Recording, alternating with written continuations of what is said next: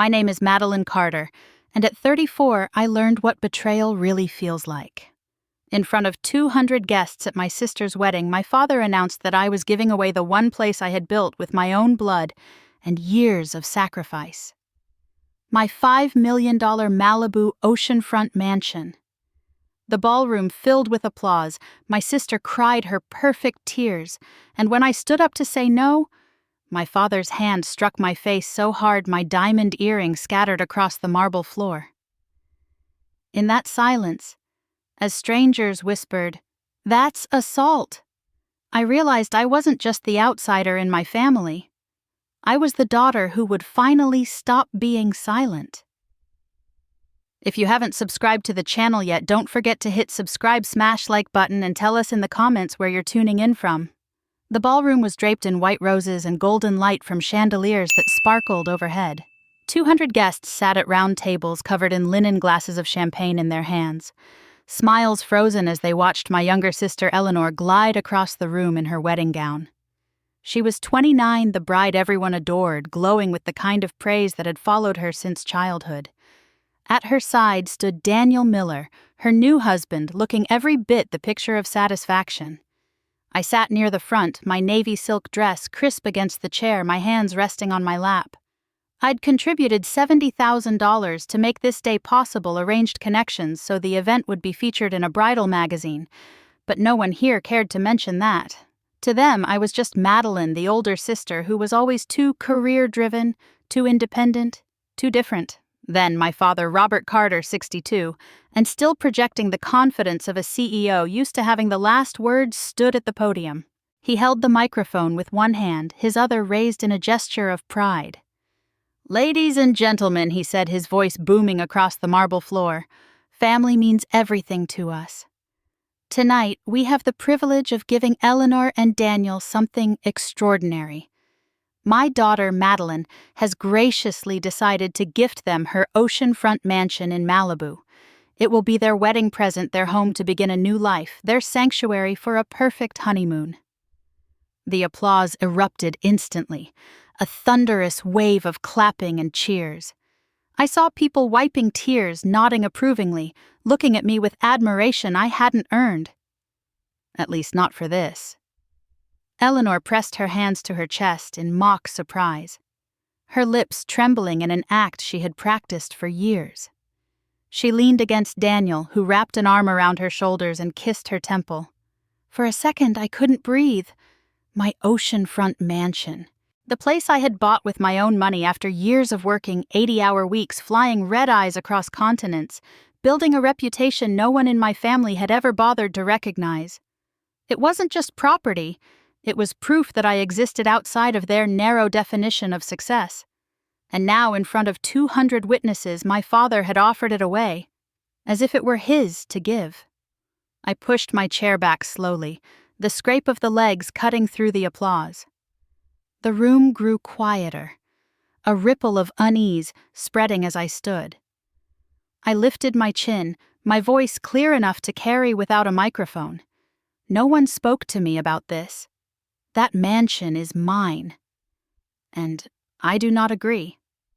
The clapping faltered, then died completely. A murmur swept through the crowd. What someone whispered. "Someone. She's refusing." Another voice, sharp and judgmental. On her sister's wedding day, Eleanor's practiced expression cracked for just a moment, her eyes narrowing, her mouth twitching before she quickly looked down, feigning heartbreak. Daniel shifted uncomfortably, his hand tightening on her arm. My father's smile froze the color rising in his face. He set the microphone down with a deliberate thud and descended the steps from the podium. Each footstep echoed in my chest. He stopped a foot away from me, his eyes blazing with fury. "Don't be selfish, Madeline," he said loudly enough for everyone to hear. "This is family. Your sister deserves this. Don't humiliate us in front of our guests." I met his gaze, my pulse racing but my voice steady. "It is my property, Dad. If Eleanor wants a mansion, then you can buy her one." Gasps rippled across the ballroom. I caught a glimpse of a woman at the back clutching her pearls.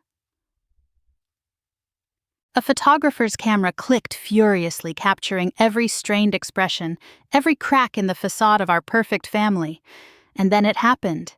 My father's hand came out of nowhere, fast and furious.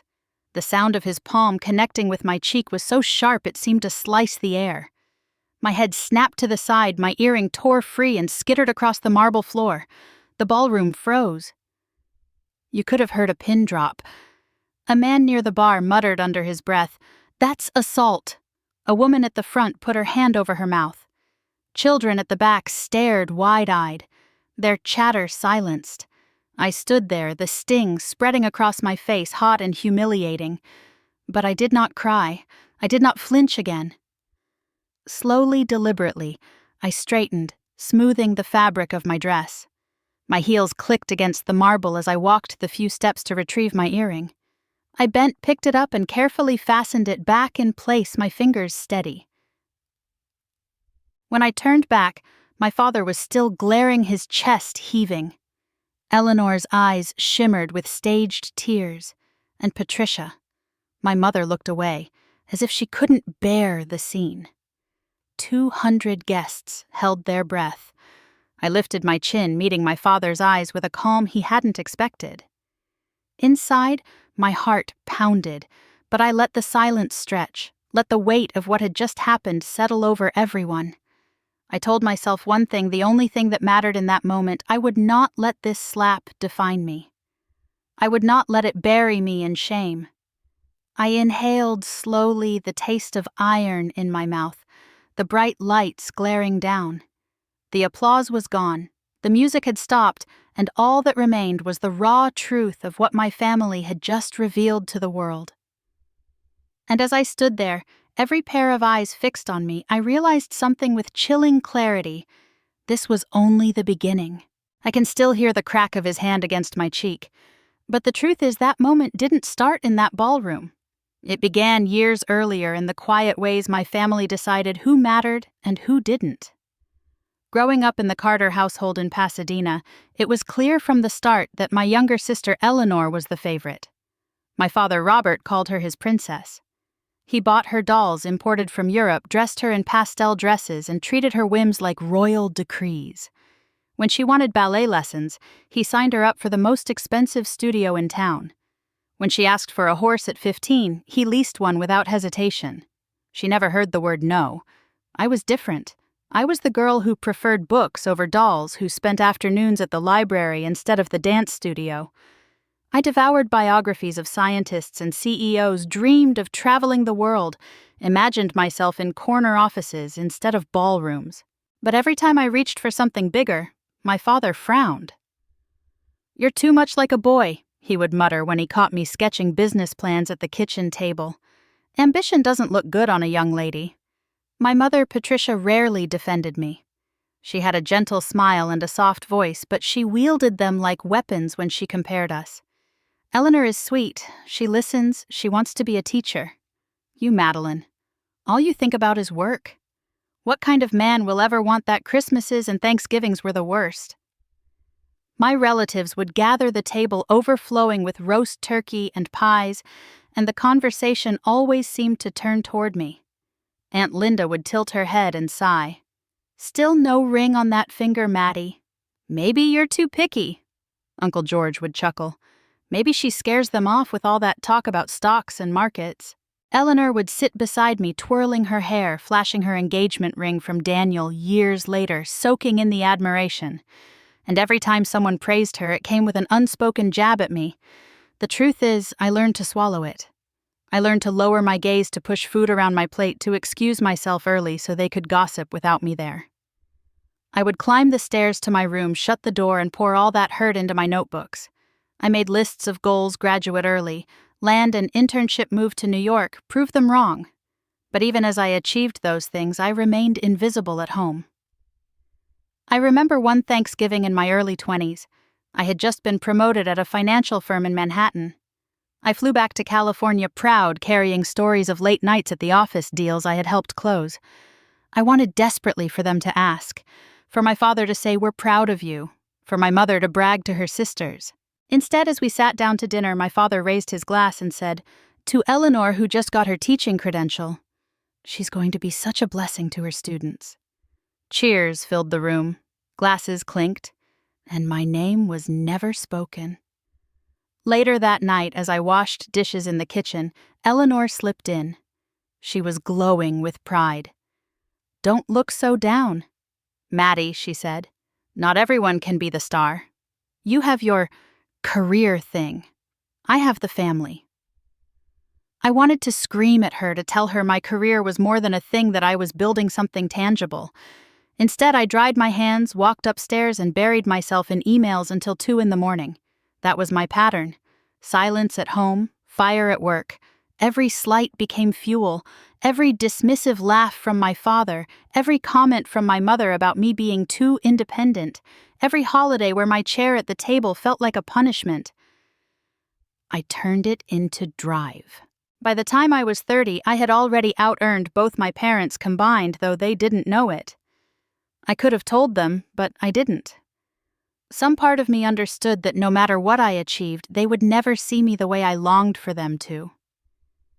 And yet a small part of me kept hoping that one day my father would look at me and see not just the daughter who refused to fit his mold, but the woman who had fought for every inch of her success. That hope made the sting of his hand across my face hurt more than the slap itself.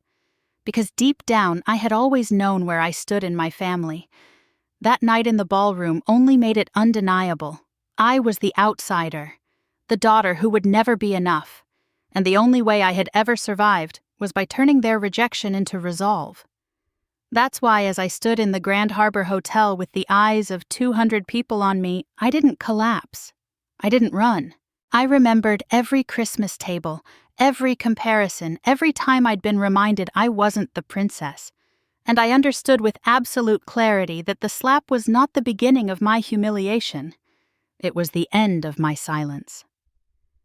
By the time I hit 34, I had been at Liu Capital for nearly a dozen years, each one carved out of sleepless nights and relentless drive.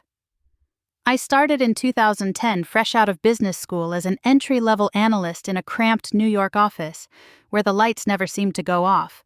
My salary barely covered rent in Queens, and most nights I dragged myself home after midnight with takeout cartons in my bag and spreadsheets still buzzing in my head. I remember sitting at my tiny desk, fluorescent bulbs flickering above me, watching senior associates bark orders at junior staff. Most of them quit within a year, worn down by the grind. I didn't. Every time exhaustion tempted me to walk out, I pictured my father's smirk, my mother's quiet dismissal, Eleanor's smug smile. I told myself I wasn't just working for a paycheck. I was building proof. 8 years later, that proof took the shape of a map. Liu Capital wanted to expand in Asia, and I pitched myself for the job. Singapore became my battlefield. I spent months living out of hotel rooms, fighting through jet lag, convincing skeptical local partners that we could compete with firms already entrenched. In 2018, we cut the ribbon on our Singapore branch, and by year's end it was turning a profit no one had thought possible. My name began appearing in industry publications, though back home in California, my parents never mentioned it. Then came 2020. While the world shut down, I sat in endless video calls hammering out terms with Amazon. That deal changed everything. Suddenly, Liu Capital wasn't just another investment firm. It was global. My boss, Marcus Liu, began to see me not as another executive climbing the ladder, but as the person who could carry entire regions on her back. The Tokyo office was next. In 2021, I spent almost a year there navigating cultural landmines, reshaping strategies, and training a team from scratch. By the time I flew back to New York, Tokyo had become the firm's most profitable branch. I was promoted again, my responsibilities stretching across time zones. I was on calls at 3 in the morning with London 7 a.m., with Singapore midnight with Tokyo, and I didn't care. Every mile flown, every contract signed was a silent argument I was winning against my family's judgment. In 2023, the title became official Senior Vice President of Global Operations. My compensation package included stock options, bonuses, perks that would have made my father's head spin. And with the bonus from Tokyo's record year, I bought my oceanfront mansion in Malibu. $5 million, paid with money I earned. The place was a dream. Floor-to-ceiling windows opening to Pacific sunsets, polished oak floors, the steady hush of waves at night. I walked through its halls the first evening barefoot, touching the cool stone countertops and the steel balcony rail, and whispered to myself, "This is mine. No one can take this from me." But I never told them. To my parents, I let them believe I rented some modest apartment in Los Angeles, the kind of place they could dismiss as another frivolous city choice. I never corrected them when they made jokes about my little apartment. Let them laugh. The truth was mine alone, and I carried it like armor. Still, their ignorance cut deeper than I admitted. Every time Uncle George joked about me living paycheck to paycheck, every time Aunt Linda asked whether I had a roommate to split the rent, every time my father made a jab about me wasting money on career clothes, something twisted inside me. I wanted to shove the Architectural Digest feature in their faces, to drag them to Malibu and let them choke on their disbelief. But I didn't, because deep down I knew it wouldn't change anything. They wouldn't be proud.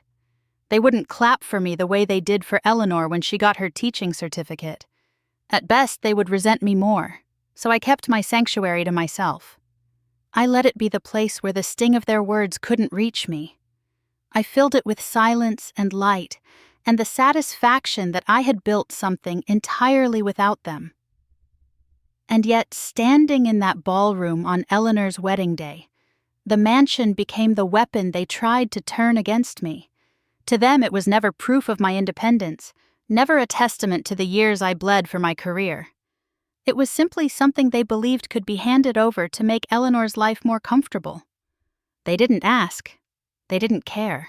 They assumed I would give because I always had, because in their eyes, I was born to serve the golden child. I touched my cheek that still burned from my father's slap, and for the first time in my life, I realized the truth I had been avoiding for years. No matter how far I climbed, no matter how much I built, I would always be invisible to them unless I let them take what was mine. And I wasn't invisible anymore. The morning of the wedding, I pulled into the circular driveway of the Grand Harbor Hotel just after 8. The valet opened my car door and I stepped out carrying a garment bag and a small box of favors I'd ordered for the reception. The California sun was already climbing warm against the marble entrance, but inside the hotel the ballroom smelled of roses and fresh wax, as if the entire place had been scrubbed for this one day. I had transferred $70,000 to cover unexpected costs months earlier. Extra flowers, the designer cake, the string quartet Eleanor insisted on. But I knew there would be no mention of that.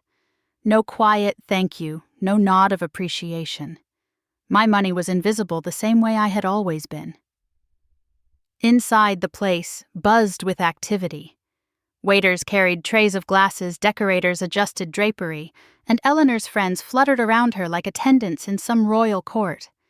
She stood in the center of it all in a silk robe, hair pinned sipping champagne at 8 in the morning.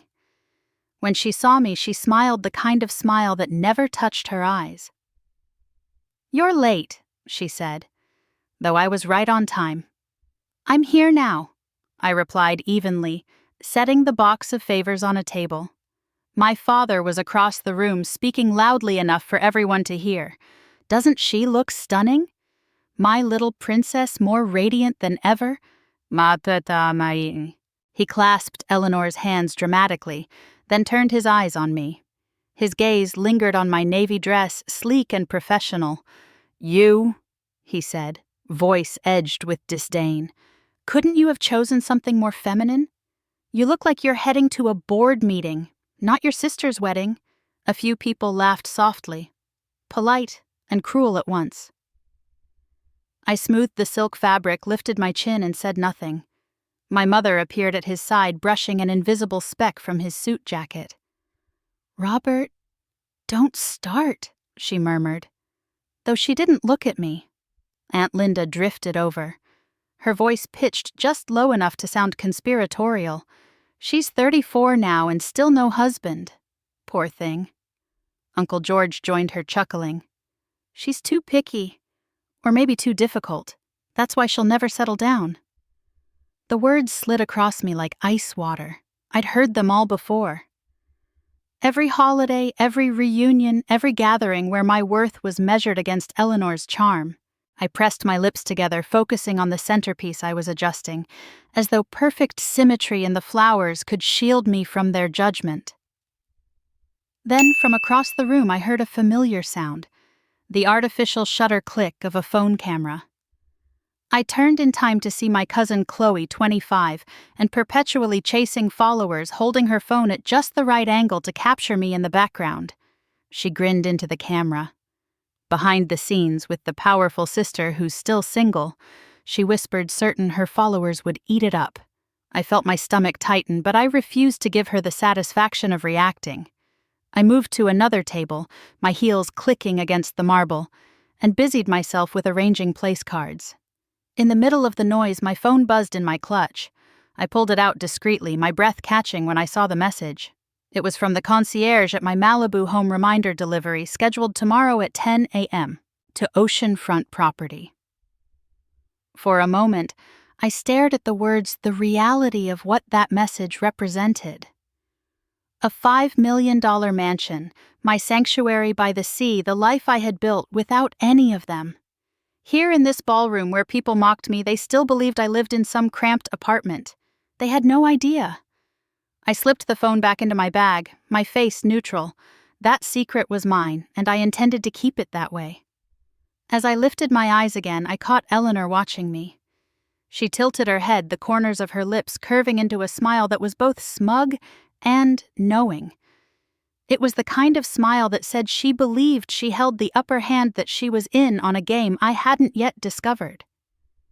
Her eyes flicked briefly toward our father, then back to me, the silent message hanging in the air between us. And in that moment, as the morning sunlight spilled through the ballroom windows, I felt something inside me shift. It was as if she was daring me to resist. The corridor outside the bridal suite was hushed compared to the clamor of the ballroom. My heels made a soft rhythm against the carpet as I carried a tray of untouched champagne flutes back toward the service station. I slowed when I heard my father's voice drifting through the partially closed door of a smaller lounge. After the speeches, Robert said, his tone low but certain, "Will announce the mansion. She won't dare refuse in front of 200 people." I froze mid-step, the tray trembling slightly in my hands. My breath caught, and I edged closer, pressing against the cool wall. Patricia's voice followed softer, with the kind of satisfaction she reserved for moments when she believed everything was under her control. "It will be the perfect wedding gift for Eleanor and Daniel. Everyone will see how generous we are as a family." My throat tightened. They weren't just hoping I'd be pressured into helping. They had planned this, rehearsed it, and chosen the public stage as their weapon. My mansion, my sanctuary, was to be stripped from me in one sweeping announcement disguised as a celebration. I set the tray down on a side table before it slipped from my grip. My palms were damp, my pulse pounding in my ears. For a moment, I felt as though the air itself was too heavy to breathe. Then, the door opened and Eleanor stepped into the hall. She was still in her robe, her hair half-pinned, but her face glowed with the smugness of someone who had already won. Her eyes met mine, and for the briefest second her expression shifted. Not surprise, not guilt, but triumph. "You look pale," she said lightly, as though we hadn't just shared the most telling glance of our lives. She adjusted the sash of her robe, the diamonds in her earrings flashing under the hallway light. "Are you nervous about the speech?" "Don't worry. Dad always knows what to say." She didn't wait for an answer.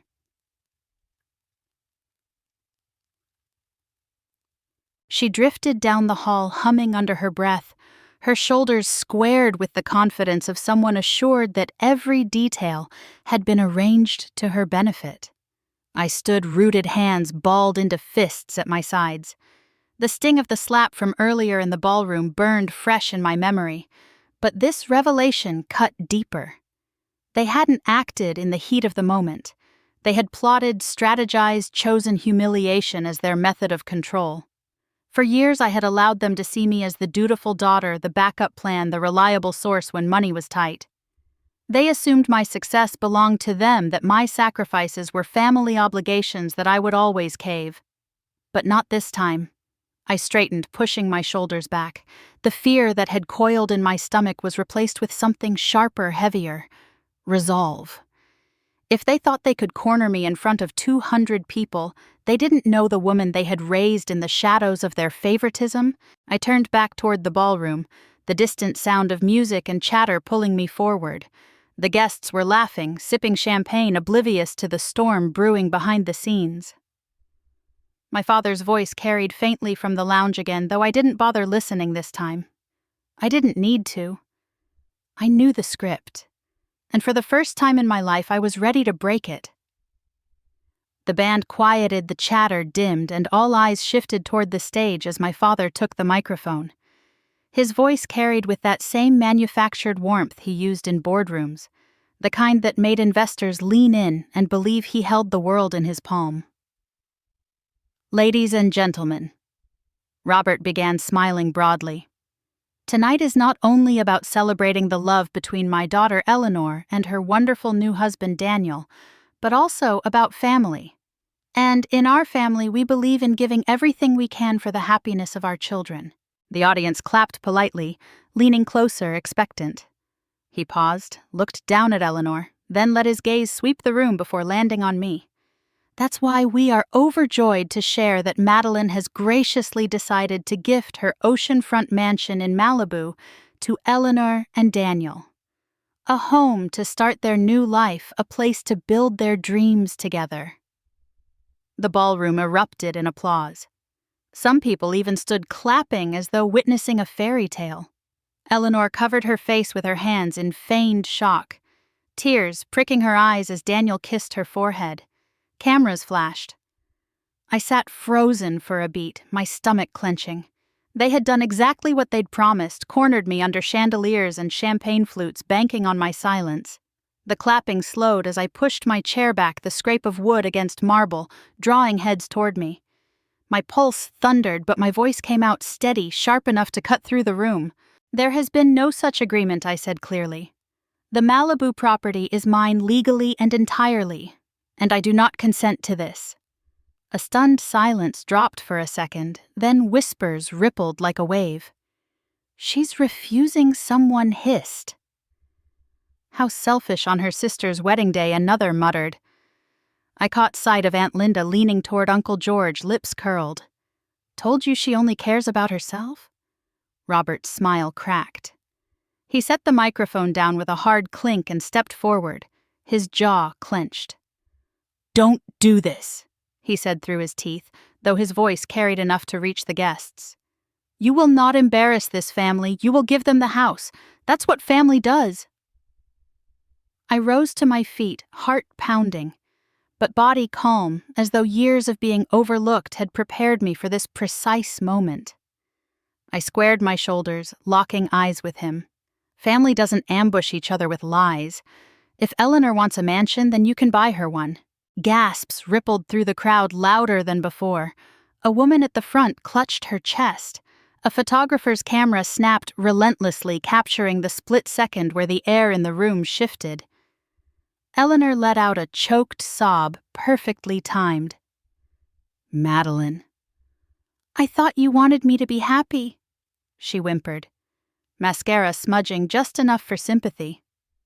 Daniel rubbed her back, glancing nervously at the crowd. Robert turned, gesturing wildly toward me. "You see, this is what I deal with. Cold, ungrateful. Obsessed with money." The whispers grew louder, the words like arrows fired in every direction. Greedy, heartless, doesn't even have a family of her own. I drew a slow breath, the sting of humiliation pressing at my chest, but I refused to bend. "No," I said louder this time. "What I am is someone who worked for what she has. You don't get to take that from me because it's convenient. Not tonight, not ever." For a moment, no one moved. Robert's face twisted with anger, his fists tightening at his sides. Patricia tried to stand, her voice sharp. "Enough, both of you." But she faltered when she realized every single guest had gone quiet again, hanging on every word, every breath waiting for what would come next. The weight of 200 stares pressed down on me, but instead of shrinking, I felt myself growing taller. My words, my refusal had cracked the polished mask my parents wore so carefully. And in that fragile silence, I understood that the moment wasn't just about a mansion. It was about me. It was about refusing to be erased one more time. The band members stood motionless, their instruments idle. Waiters froze with trays mid-air. Even the children had stopped whispering, their eyes wide. Robert stepped closer, his voice a low growl. "You will regret this." But I didn't look away. I already regret letting it go this far. I answered, my tone calm, deliberate, final. The room held its breath, the tension a taut wire ready to snap. And in that fragile pause, the walls of the perfect Carter family began to crumble in front of everyone. His face had gone crimson, his jaw clenched so tight I could see the muscle twitching. Then he stepped down from the dais, his polished shoes pounding the marble floor. The air thickened as he closed the distance between us, and before I could fully brace myself, his hand came up. The crack of his palm against my cheek sliced through the ballroom. My head whipped to the side, the sting immediate sharp radiating across my skin. Gasps erupted around me. My diamond earring flew from my ear, catching the chandelier light as it spun, clinking across the marble and skittering to a stop near the base of a centerpiece. The cameras were ready. A guest with a phone raised had caught the entire thing. Another guest's camcorder light flicked on, focusing squarely on my father's rage. For a second, my knees threatened to buckle, not from the pain but from the sheer humiliation. My father had hit me before. Not often, but enough when I was a child to leave its sting etched into my memory. But never here, never in public, never with 200 witnesses. The silence was deafening. I could hear my own breath, shallow and quick, hear the ice clink in a glass somewhere in the back. Then a man's voice broke through, low but audible. "Call the police." That's assault. The weight of that word, assault, hung in the air like a verdict. I forced my body to move, bending slowly, deliberately, the way I did when presenting in boardrooms, never rushing, never breaking composure. My fingers brushed the cold marble until I found the earring, tiny and fragile, in my hand. I stood, straightened my back, and slid it back into place. When I looked up, my father was still there, chest heaving. His hand trembling slightly now that the moment of fury had passed. His eyes met mine, expecting me to crumble. But I didn't. I held his gaze, my face burning but my expression steady. My silence said everything. "You can humiliate me, but you will not own me." Eleanor was crying into Daniel's shoulder, loud theatrical sobs that seemed to beg for attention. My mother, Patricia, stood frozen near the head table, her hand covering her mouth. Eyes darting between my father and the guests as if calculating how to spin this into something less damning. Around us, whispers swelled sharp and merciless. He just slapped her. In front of everyone. God, what kind of father does that? The waitstaff had stopped mid-step trays hovering in the air. Even the children were silent, their eyes wide. I smoothed the skirt of my dress, lifted my chin higher. "Are you finished?" I asked him quietly. My voice steady enough that the microphone still on the podium caught it, carrying it through the speakers. Robert flinched, just barely, but it was enough. That tiny reaction spread like fire through the crowd. I saw phones rise higher, flashes exploding like lightning across the ballroom. Guests no longer whispered.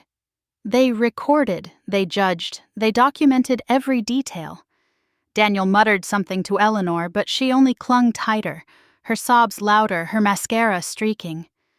My aunt leaned across to my uncle, shaking her head in disbelief. Chloe, my cousin, already had her phone angled for TikTok.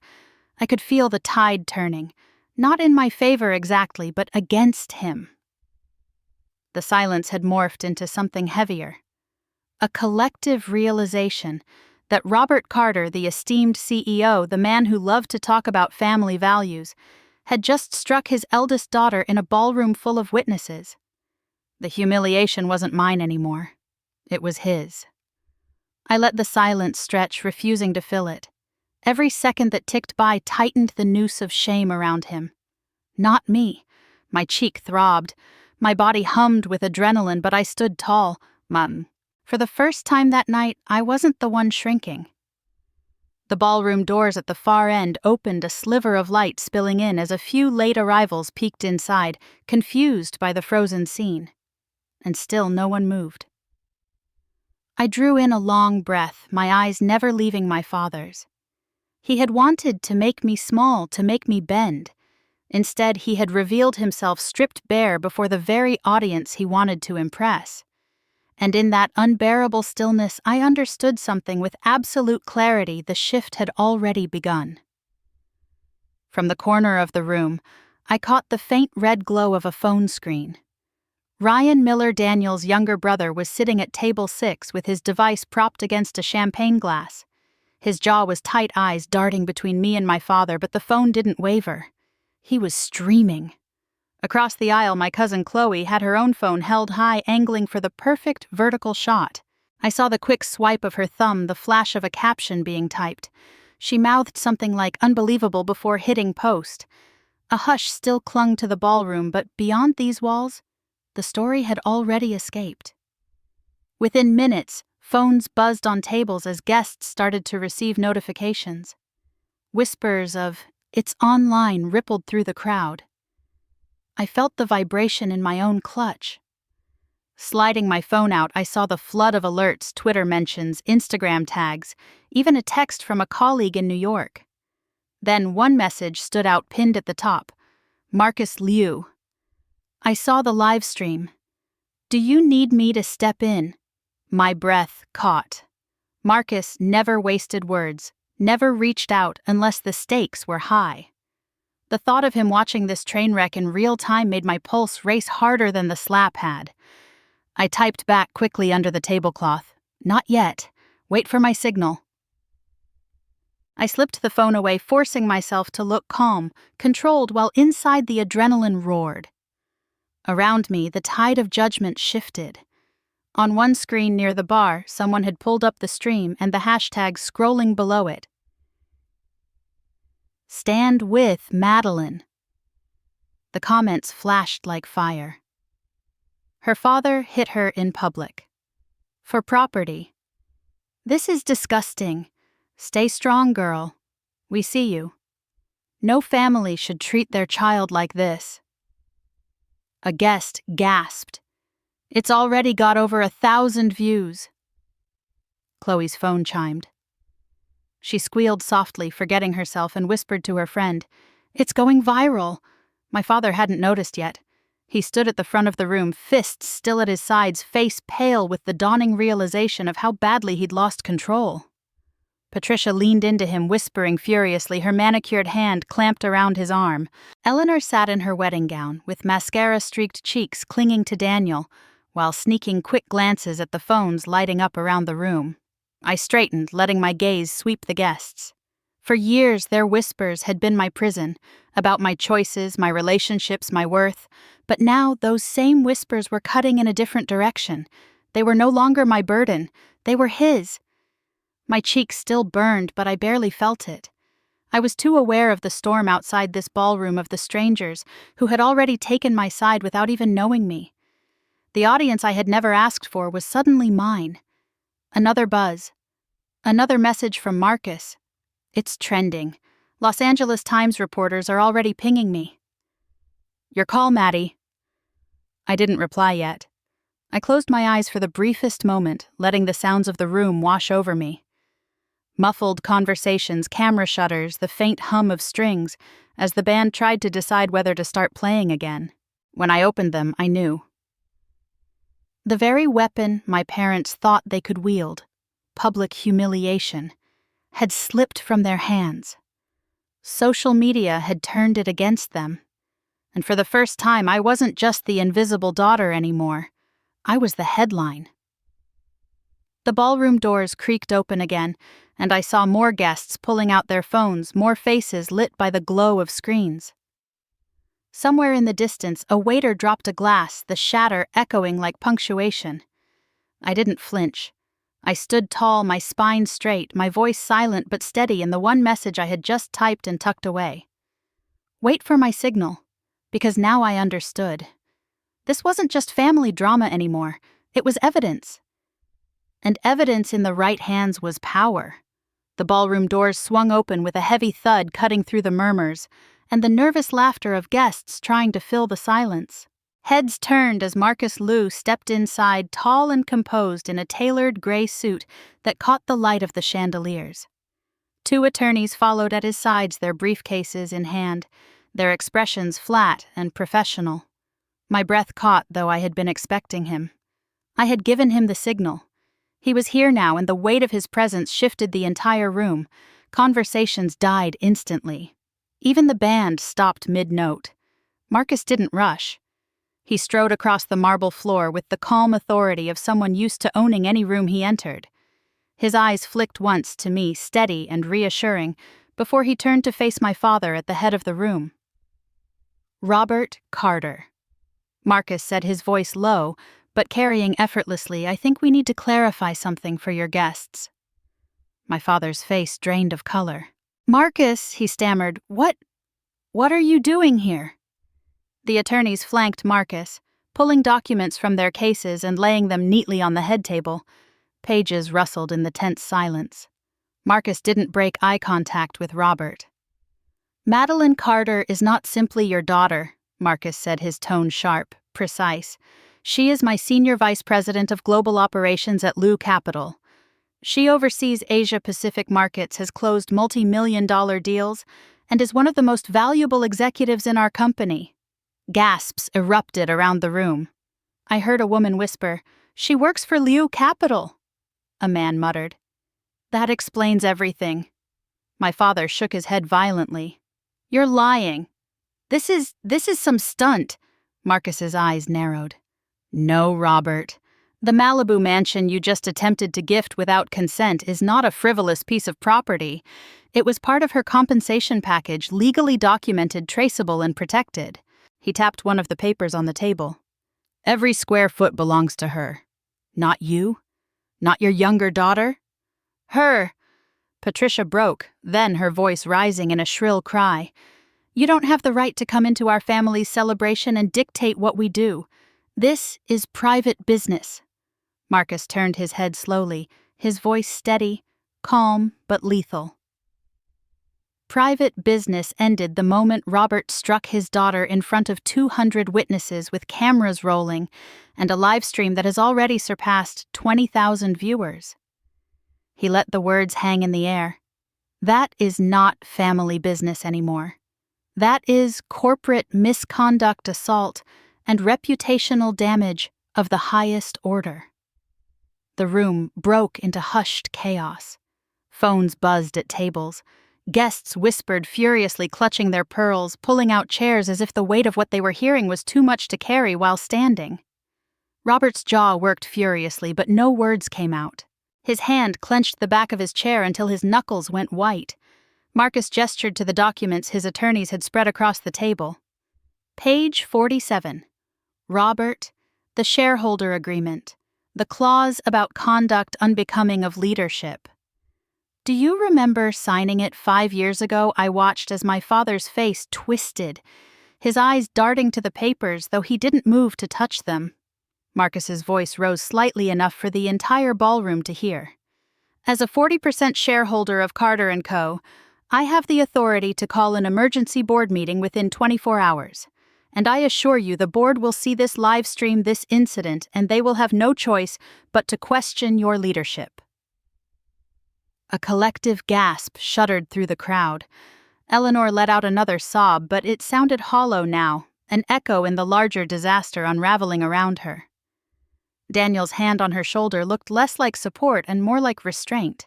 My mother's face was crimson, her eyes wild. "You can't do this," she hissed. "This is extortion." Marcus didn't even glance at her. "No, Mrs. Carter. Extortion is what you tried to do to your eldest daughter, cornering her into surrendering a multi-million-dollar asset under social pressure. This," he swept a hand to the crowd, the phones, the cameras, "this is accountability." The silence that followed was suffocating. Even the waitstaff had stopped moving, frozen with trays in their hands. Every pair of eyes was fixed on my father, waiting for him to answer to salvage his dignity. But Robert said nothing. His mouth opened, then closed again, his chest rising and falling rapidly as though the air had betrayed him too. I felt the heat in my cheek still throbbing, but it no longer mattered. The slap that was meant to crush me had become the very weapon that exposed him. And as Marcus's words settled over the ballroom, heavy and undeniable, I knew the balance of power had shifted for good. The ballroom didn't return to normal after Marcus left his words hanging in the air. Instead, it fractured. Guests stood chairs scraping loudly against the marble, voices rising in frantic whispers. Some gathered in small circles, shaking their heads, glancing at me with pity or admiration, at my father with thinly veiled disgust. Others slipped toward the exit phones pressed to their ears. The sharp click of heels and the murmur of press and reporters followed them out the doors. By the time the band attempted to play a hesitant tune again, half the room had already emptied. The clinking of silverware and champagne glasses was replaced by the hollow echo of chaos. At the head table, Daniel's parents looked stricken. His mother leaned close to her husband, her voice carrying farther than she intended. "We need to reconsider this. This family is dangerous." His father nodded gravely, pulling out his phone and typing furiously. Within minutes, word spread the Millers had called off Eleanor and Daniel's honeymoon until things were clarified. Eleanor caught wind of it almost instantly. Her face, twisted, the perfect bridal glow replaced with panic. She tore away from Daniel's side and marched toward me, the skirt of her gown rustling against the floor. Her mascara-streaked eyes locked on mine like daggers. "You destroyed my wedding," she hissed loud enough for everyone near us to hear. "You couldn't just stay quiet for one day. You ruined everything." "Do you hate me that much?" I didn't flinch. My cheek still stung, my body still rigid, but my voice was calm. "No, Eleanor, I didn't ruin anything. You and our parents did that the moment you tried to use me as your personal bank. This wasn't about your marriage, it was about control, and I'm done playing that role." Her lip trembled, but the fury in her eyes burned brighter than her tears. She opened her mouth again, then snapped it shut, realizing the guests still lingering were watching, recording, listening. She turned, abruptly clutching Daniel's arm, muttering under her breath as she dragged him toward the bridal suite. At another table, my mother had pulled out her phone. Her hands shook as she typed furiously, her lips moving silently as though narrating her own version of the story. Moments later, my own notifications buzzed in my clutch. Patricia Carter had posted on Facebook, "So heartbroken tonight. My eldest daughter chose selfishness over family. On the day of her sister's wedding, she humiliated us all. Please pray for Eleanor and Daniel, whose happiness has been ruined by greed." Within minutes, screenshots began circulating. Comments poured in beneath her post, but they weren't what she expected. Strangers, many of them. Strangers who had seen the live stream replied with fury, a mother defending a man hitting his daughter. Shameful. This isn't about greed. It's about abuse. Your daughter deserves better than you. By the time I refreshed the feed, her post had been ratioed into oblivion. The tide was not in her favor. Across social platforms, the hashtag had taken on a life of its own. "Stand with" Madeline was no longer just a caption on Chloe's video. It was trending across Twitter, Instagram, even TikTok. People I had never met were stitching clips, adding their outrage, turning my family's attempt to erase me into a rallying cry. At one table, a guest shoved his phone in my father's direction. "It's everywhere," he said, his voice cold. "Your daughter is trending nationwide, and not in the way you'd want." Robert's face had gone gray. He muttered something about calling his attorney, but his voice lacked the confidence it once carried. The room no longer belonged to him. I sank into my chair for a moment, my hands folded in my lap, letting the storm whirl around me. My heart hammered, my cheek still burned, but a strange steadiness rooted itself inside me. For years, I had been invisible in this family. My achievements dismissed, my sacrifices forgotten. Tonight, I had been shoved into the spotlight against my will. And yet in that glare, I was no longer small. The applause meant for Eleanor had turned into murmurs of disapproval for my father. The whispers that once cut me down now defended me. And the mansion they tried to strip from me had become the symbol of their downfall. As I lifted my eyes, I saw screen after screen lit with my name, my face, my story. And I knew there was no going back. The fallout came fast, and it was merciless. Within a week of the wedding, the first contract evaporated. A logistics company that had done business with Carter & Co. and for over a decade issued a terse statement. We cannot in good faith continue a partnership with leadership under public scrutiny for misconduct. By the end of the month, 4 more followed. 5 contracts gone, millions of dollars bled from the company's future.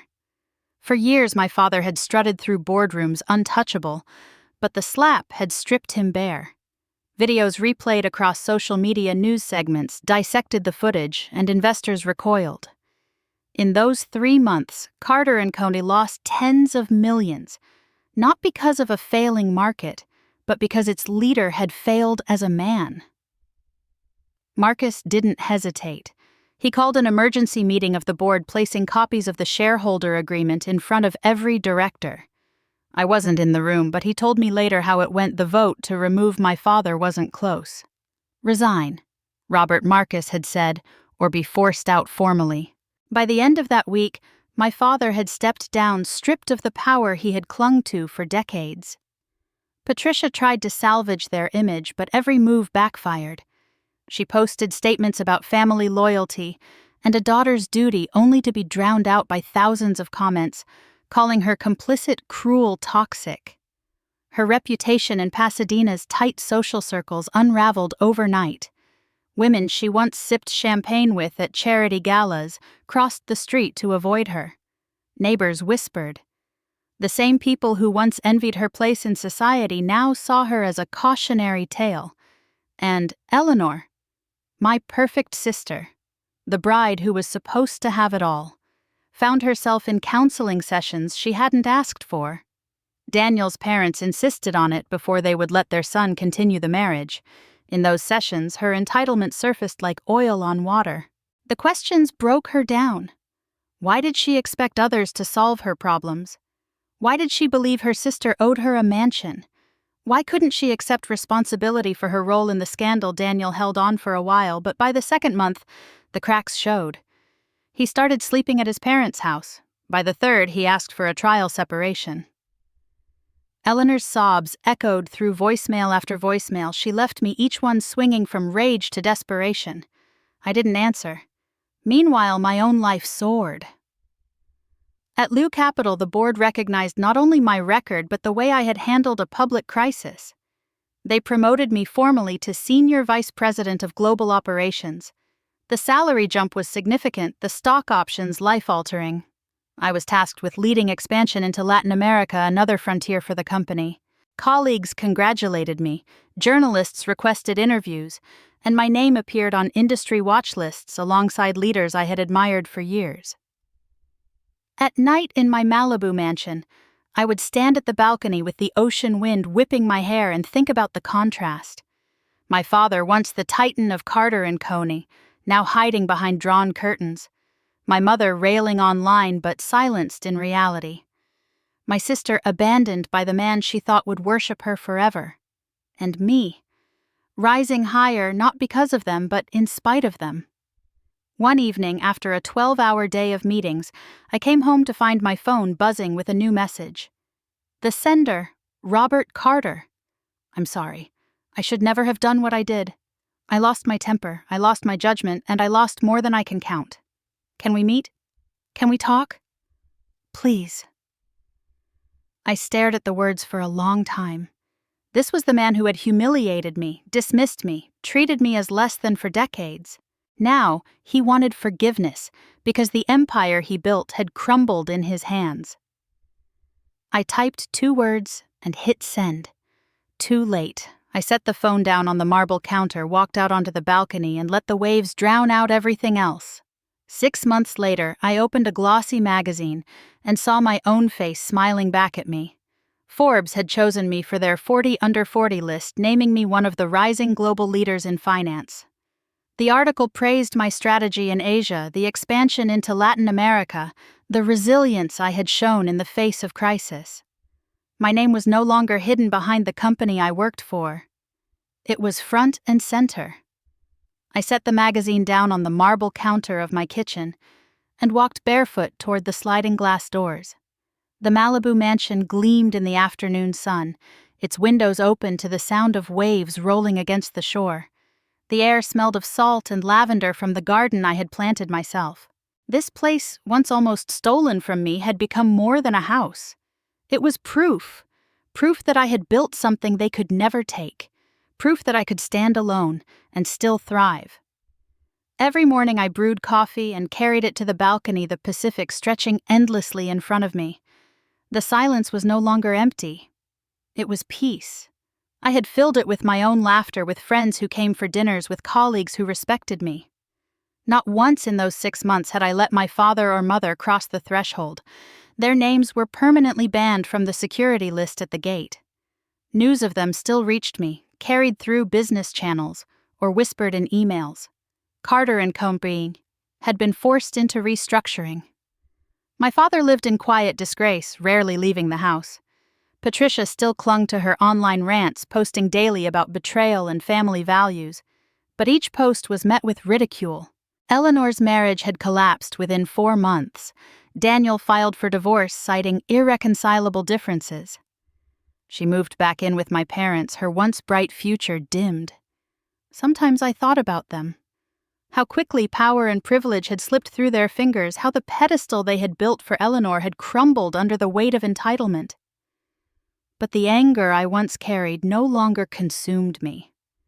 What I felt instead was distance, as though they were characters in a story I had outgrown. At Leo Capital, my life had never been fuller. Marcus treated me not only as an executive, but as a trusted partner. I sat at tables with heads of state, negotiated contracts that spanned continents, and built a reputation for steadiness under pressure. Colleagues told me I inspired them. Younger women wrote to me on LinkedIn thanking me for showing them that they didn't need to choose between ambition and self-respect. Yet the most profound shift wasn't in boardrooms or headlines, it was in me. For the first time, I stopped chasing my family's approval. I stopped twisting myself into knots, trying to prove I was worthy of their love. I realized that love without respect is nothing, and respect without honesty is hollow.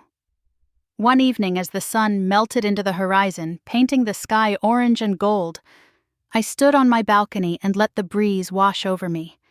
The ocean stretched endlessly, indifferent and eternal. I whispered into the wind, I lost a family, but I found myself. And it was true. Blood alone doesn't make someone family. Respect does. Choice does.